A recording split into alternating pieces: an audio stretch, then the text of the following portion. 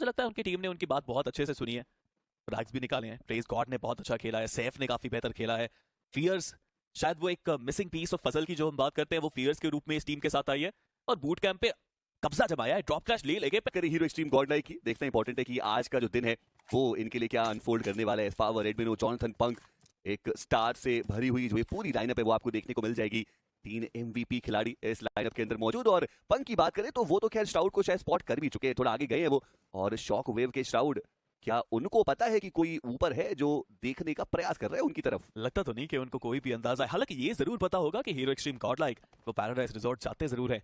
और श्राउड को अगर देखा जाए तो अपनी टीम से बहुत ज्यादा दूरी बनाई हुई उन्होंने, बस अब उनको वो रेजिस्टेंस प्रोवाइड करना है और वहां से अगर कुछ और फिनिशेस वो लेकर के जा पाए तो वो और भी ज्यादा बेहतर रहने वाला है। हीरो एक्सट्रीम गॉडलाइक वो आपको अभी भी अपने प्राइमरी ड्रॉप लोकेशन पे ही देखने को बात कर रहे थे, वहां पे हनी बी जो है वो आ चुकी है। बट एडमिनो वो थोड़ा ओपन में जा रहे हैं, वहां पे शॉक वेव के 3 खिलाड़ी आपको देखने को मिल जाएंगे। थोड़ा संभल के उनको आगे बढ़ने की आवश्यकता जरूर रहेगी। उनको बिल्कुल भी आइडिया है नहीं कि वो खिलाड़ी वहां पर मौजूद है और मैन मैच फाइनली वो एडमिनो को स्पॉट किया और एडमिनो उनका पलट मार वॉट एडमिनो उन्होंने उसके बावजूद उस खिलाड़ी को डाउन कर दिया। That was some god tier reflex. और अब पीछे से वो जो कवर फायर है वो भी आता हुआ नजर आएगा और टीम शॉक वेव मुश्किल की भटकते पर एक बढ़िया ग्रेनेड जो आता हुआ नजर आया श्राउड के द्वारा।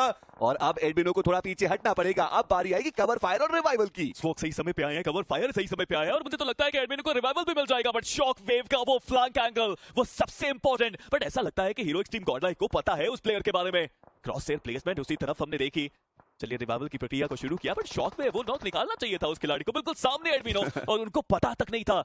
मल्टीपल शॉट्स मिस करे बट जॉनथन उनके पास एक हायर ग्राउंड एडवांटेज है, पूरी तरह से फ्लैंक एंगल बना के एक कवर बनाया हुआ है उन्होंने अपनी टीम के लिए। शॉकवेव हालांकि अभी भी काफी स्लो अप्रोच है उनकी, एक प्लेयर गंवाने के बावजूद, उस प्लेयर को नॉक करने के बावजूद कोई अटैक नहीं किया उन्होंने। और अगर ओवरऑल स्टैंडिंग्स की बात करें तो शॉकवेव एक दावेदारी पेश कर सकती है अपनी टॉप 16 के लिए। भले थोड़ा पीछे पर अगर 3 मुकाबले उनके बड़े जाते हैं, बेहतर जाते हैं तो फॉर श्योर वो टॉप 16 के बहुत करीब जाते हुए नजर आएंगे। पर शॉकवेव चलिए अब इनकी बारी है, देखना ये कि क्या ये वो जो ओपनिंग नॉक है वो निकाल सकते हैं। अभी के लिए अपने आप को थोड़ा सा रीपोजिशन किया और पंक को आप देखिए वो व्हीकल लेकर के एक डिफरेंट एंगल पे पहुंच चुके हैं। बट क्या वहां से वो शॉक वेव को देख सकते हैं, वो भी एक देखने वाली बात। क्या शॉक वेव पंक को डाउन कर सकते हैं, वो भी एक देखने वाली बात, क्योंकि सर्कल जो है वो तो इनके फेवर में ही गया। और फाइनली पंक उन्होंने श्राउड को डाउन किया, वो दूर दराज इलाके में नॉक निकाला बट शॉक वेव उन्होंने एडमिनो को स्पॉट किया। बट एक बार फिर से देरी हो गई भैया, वो नॉक उनको निकालना चाहिए था। पर शॉक वेव वो ट्रिगर डिसिप्लिन कुछ ज्यादा ही चलता हुआ और एक्सट्रोवर्ट वो बचते अब एकमात्र खिलाड़ी। एडमिनो मुझे लगता है कुछ अलग ही किस्मत लेके आए आज के मैच में, कोई शॉट उनके ऊपर इतनी अच्छे से कनेक्ट नहीं कर पा रहा और टीम वर्क देखिए, तुरंत रिटर्न फायर आता है, तुरंत कवर फायर आता है। बेहतरीन एफर्ट यहाँ पे हीरो एक्सट्रीम गॉडलाइक का, but extrovert he is now the last man standing. But ये वेपन्स की आवाज उनके नॉनेक्स के 2 प्लेयर्स भी काफी करीब अब आ चुके हैं, वो भी वहां पे फायदा जरूर उठाना चाहेंगे। बट एडमिनो उनकी वेस्ट जरूर यहाँ पे काफी ज्यादा डैमेज हुई बट हेलमेट अभी भी उनके पास काफी हद तक फ्रेश है। लेकिन जिस कंपाउंड की मैं बात कर रहा था ना कि वो अभी भी जोन के सेंटर में और हनी बीज के पास उसका पूरा एडवांटेज। जी हाँ, वो पहले आकर के वहां पर विराजमान हो गए थे और मुझे लगता है वो लेवल 3 का वेस्ट ही था जिसका जो एक रीजन बना कि एडमिनो वो उतना ज्यादा नॉक डैमेज के ऊपर गया। दूसरे के इलाकों में स्प्रेस करने की कोशिश कर रहे हैं। देखना इंपॉर्टेंट रहेगा कि क्या वो अपनी टीम को कुछ प्लेसमेंट के पॉइंट्स दिला सकते हैं। हालांकि सर्कल के अब वो बाहर है और वहां से वो बैकस्टैप भी कर सकते हैं टीम हीरो एक्सट्रीम गॉडलाइक को। ऑटोबॉट व्हीकल उठाया और सीधे अब वो भी सर्कल के अंदर जाने की कोशिश करे। बट चलिए पंक उन्होंने एक्स्ट्रोवर्ट को स्पॉट किया और वो जो फिनिश कंफर्मेशन है वो भी आ चुका है। जी हाँ, एडमिनो ने भी यहाँ पे क्रायोनिक्स को डाउन किया है, वो अभी स्प्रे करते हुए। कि आईएनटी के पास भी बहुत अच्छा मौका है इस में बेहतर करने का, बट उनका भी एक प्लेयर डाउन है, बाकी प्लेयर जोन की तरफ आगे बढ़ते हुए। शायद वो गाड़ियों की कमी है जिनकी वजह से प्रॉब्लम हो रही है। बट जॉनथन लविश को स्पॉट किया, लविश को डाउन किया। हीरो एक्सट्रीम गॉडलाइक अपने एरियाज को बहुत अच्छे से साफ करते हुए सारे प्लेयर्स जो भी वहां पे आसपास थे उनके सबको नॉक करके फिनिश कर दिया। वो फ्रैग्स बट हो रहे 5 फ्रैग्स ऑलरेडी उनके पास, बट रेडकिंग भी है जो इस मैच में फ्रैग्स निकाल रही है। 7 फ्रैग्स वो ऑलरेडी निकाल चुके हैं। और मैं भी उसी बारे में बात करने वाला था कि टीम रेडकिंग ने भी काफी बढ़िया जो प्रदर्शन है वो करके दिखाया। फाइट्स बहुत बढ़िया तरीके से ली और वो जो आइसोलेटेड प्लेयर्स है उनको भी बहुत बढ़िया तरीके से पकड़ा है। अभी भी वेजेस के राउंड मौजूद और ये लीजिए ड्रैगन ई-स्पोर्ट्स की डोरा उनको डाउन किया गया। और वो जो फाइट है वो गेट कीपिंग की फाइट है, एक तरफ से वाइल्ड फैंग्स, दूसरी तरफ से टीम रेडकिंग और फंस चुकी है टीम ड्रैगन।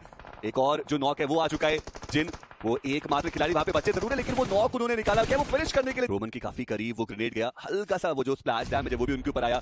एक और ग्रेनेड और बाल बचे यहाँ पे रोमन। हालांकि सर्कल के अंदर रोमन मौजूद है, जॉनथन उनके पास 2 ग्रेनेड्स अभी भी मौजूद रहने वाले और देखना इंपॉर्टेंट है क्या वो आगे भी कुछ ग्रेनेड्स वहां पे थ्रो करते हुए नजर आएंगे या फिर नहीं। बट पंक ने कहा कि चलिए थोड़ा आगे की तरफ चलते हैं और नदर एज का जो कंट्रोल है वो उनके पास मौजूद रहेगा। बट वाइल्ड फैंग्स देखिए ये भी काफी ज्यादा उम्दा प्रदर्शन अभी तक दिखा के गए हैं क्योंकि 7 टोटल फिनिशेस निकाल चुके हैं। बट सेंसे उनको स्पॉट किया है, डैमेज उनके ऊपर बहुत ज्यादा, फियर्स उनका बच पाना असंभव रहेगा, उनका कंफर्मेशन आ चुका है और अब सेंसे और सैफ मात्र 2 ही खिलाड़ी बचते हैं। बट एक बार फिर से वो जो अग्रेसिव वाइल्ड फैंग्स है वो आपको एक्शन में देखने को मिली अभी। जी हाँ, बट यहाँ पे ट्रेड्स कितने बेहतर तरीके से आते हुए सैफ ने भले ही वहाँ पे एक नॉक निकाला बट सेंसे को तुरंत यहाँ पे डाउन किया है और एक बार फिर से सौंपने का प्रहार है। बट बच के रहिए दोस्तों, because as power higher ground पे बैठा ये खिलाड़ी अपने स्प्रेज अमूमन मिस करता नहीं है। डैमेज बहुत दिए हैं लेकिन फ्रैग्स निकालने अभी भी बाकी। हालांकि रेकनिंग एक स्प्लिट में फंसी हुई है, दूरी बहुत ज्यादा है, कवर चाहिए उनको भी वापस सर्वाइव करने के लिए।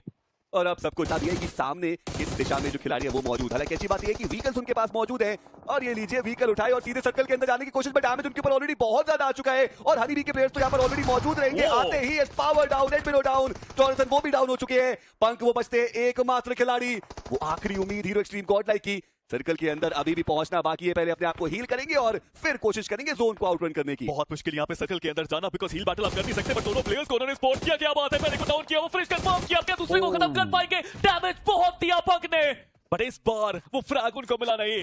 लेकिन रेकनिंग